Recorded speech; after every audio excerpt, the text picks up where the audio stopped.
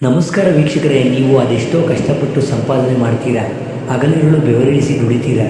ಆದರೆ ತಿಂಗಳ ಕೊನೆಯಲ್ಲಿ ನಿಮ್ಮ ಕೈಯಲ್ಲಿ ₹1 ಕೂಡ ಉಳಿಯುತ್ತಿಲ್ಲವೇ? ಹಣ ಆಯಸ್ಕಾಂತದಂತೆ ನಿಮ್ಮ ಪರ್ಸ್ನಿಂದ ಹೊರಗೆ ಓಡುತ್ತಿದೆಯೇ?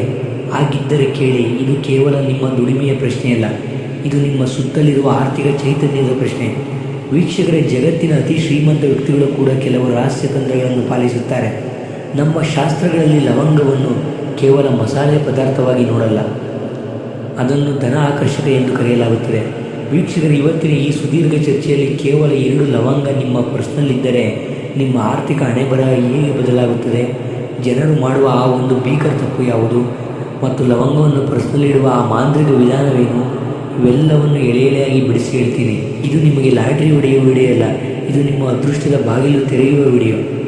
ವೀಕ್ಷಕರೇ, ಭಾಳಷ್ಟು ಜನ ಹೇಳ್ತಾರೆ ಲವಂಗ ಇಟ್ಟರೆ ಹಣ ಬರುತ್ತಾ ಅಂತ.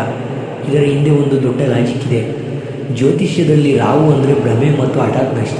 ನಿಮ್ಮ ಪರ್ಸ್ ಸದಾ ಖಾಲಿಯಾಗುತ್ತಿದೆ ಅಂದರೆ ಅಲ್ಲಿ ರಾಹುವಿನ ಪ್ರಭಾವ ಇದೆ ಅಂತ ಅರ್ಥ. ವೀಕ್ಷಕರೇ, ಲವಂಗಕ್ಕೆ ರಾಹುವಿನ ನಕಾರಾತ್ಮಕ ಶಕ್ತಿಯನ್ನು ಹೀರಿಕೊಳ್ಳುವ ಅದ್ಭುತ ಸಾಮರ್ಥ್ಯವಿದೆ. ಇನ್ನು ಲವಂಗದ ಆಕಾರವನ್ನು ಗಮನಿಸಿ, ಅದು ಪೂರ್ಣಗೊಂಡ ದೀಪದಂತೆ ಕಾಣುತ್ತದೆ. ದೀಪವು ಜ್ಞಾನ ಮತ್ತು ಸಮೃದ್ಧಿಯ ಸಂಕೇತ. ಇನ್ನು ಶುಕ್ರ ಗ್ರಹವು ಐಷಾರಾಮಿ ಜೀವನದ ಅಧಿಪತಿ. ಲವಂಗದ ವಾಸನೆ ಮತ್ತು ಅದರ ಗುಣವು ಶುಕ್ರನ ಶಕ್ತಿಯನ್ನು ಪ್ರಚೋದಿಸುತ್ತದೆ. ಯಾವಾಗ ನಿಮ್ಮ ಪರ್ಸ್ನಲ್ಲಿ ಈ ಶಕ್ತಿ ನೆಲೆಸುತ್ತದೆಯೋ ಆಗ ಹಣ ಖರ್ಚಾಗುವ ಬದಲು ಹಣ ಅಲ್ಲಿಗೆ ಹರಿದು ಬರಲು ಶುರು ಮಾಡುತ್ತದೆ. ವೀಕ್ಷಕರೇ, ಲವಂಗವನ್ನು ಪರ್ಸ್ನಲ್ಲಿ ಸುಮ್ಮನೆ ಇಟ್ಟರೆ ಅದು ಕೆಲಸ ಮಾಡಲ್ಲ, ಅದಕ್ಕೊಂದು ವಿಧಿವಿಧಾನವಿದೆ. ಇನ್ನು ಯಾವ ದಿನ ಲವಂಗವನ್ನು ಇಡಬೇಕು? ಶುಕ್ರವಾರ ಬೆಳಿಗ್ಗೆ ಅಥವಾ ಮಂಗಳವಾರದ ರಾತ್ರಿ ಇದನ್ನು ಮಾಡಬೇಕಾದ ಸಮಯ. ವೀಕ್ಷಕರೇ, ಇಲ್ಲಿ ನೀವು ಮಾಡುವ ಅತಿ ದೊಡ್ಡ ತಪ್ಪು ಅಂದರೆ ಮುರಿದ ಲವಂಗವನ್ನು ತೆಗೆದುಕೊಳ್ಳುವುದು. ಲವಂಗದ ಮೇಲೆ ಆ ಹೂವು ಅಥವಾ ಮೊಗ್ಗು ಪೂರ್ಣವಾಗಿರಬೇಕು. ಮೊಗ್ಗಿಲ್ಲದ ಲವಂಗವು ಅಪೂರ್ಣ ಶಕ್ತಿಯ ಸಂಕೇತ, ಅದು ಲಾಭದ ಬದಲು ನಷ್ಟ ತರುತ್ತದೆ.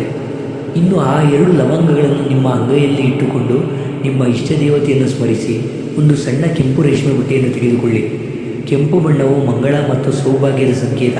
ಲವಂಗದ ಜೊತೆ ಒಂದು ಸಣ್ಣ ಹಸಿರು ಏಲಕ್ಕಿಯನ್ನು ಇಟ್ಟರೆ ಅದು ಬುಧ ಗ್ರಹವನ್ನು ಕೂಡ ಸಕ್ರಿಯಗೊಳಿಸುತ್ತದೆ. ವೀಕ್ಷಕರೇ, ಈಗ ಎಲ್ಲರೂ ಮಾಡುವ ಆ ಒಂದು ತಪ್ಪು ಯಾವುದು ಗೊತ್ತಾ? ಜನರು ಲವಂಗ ಇಟ್ಟ ಮೇಲೆ ಪರ್ಸ್ನಲ್ಲಿ ಹಳೆಯ ಬಿಲ್ಲುಗಳು, ಔಷಧಿಯ ಚೀಟಿಗಳು ಅಥವಾ ಹರಿದ ಪೇಪರ್ಗಳನ್ನು ಇಟ್ಟುಕೊಳ್ಳುತ್ತಾರೆ. ವೀಕ್ಷಕರೇ, ಪರ್ಸ್ ಅಂದರೆ ಮಹಾಲಕ್ಷ್ಮಿಯ ಮಂದಿರ ಇದ್ದಂತೆ. ಅಲ್ಲಿ ಹಳೆಯ ಖರ್ಚಿನ ಬಿಲ್ಲುಗಳಿದ್ದರೆ ಲವಂಗವು ಆ ನಕಾರಾತ್ಮಕ ಶಕ್ತಿಯನ್ನು ದುಪ್ಪಟ್ಟು ಮಾಡುತ್ತದೆ. ವೀಕ್ಷಕರೇ, ಹಾಗೆ ನೀವು ಅಪ್ಪಡ ಚರ್ಮದ ಪರ್ಸ್ ಅಂದರೆ ಲೆದರ್ ಪರ್ಸ್ ಬಳಸುತ್ತಿದ್ದರೆ ಲವಂಗವನ್ನು ನೇರವಾಗಿ ಅಲ್ಲಿಡಬೇಡಿ.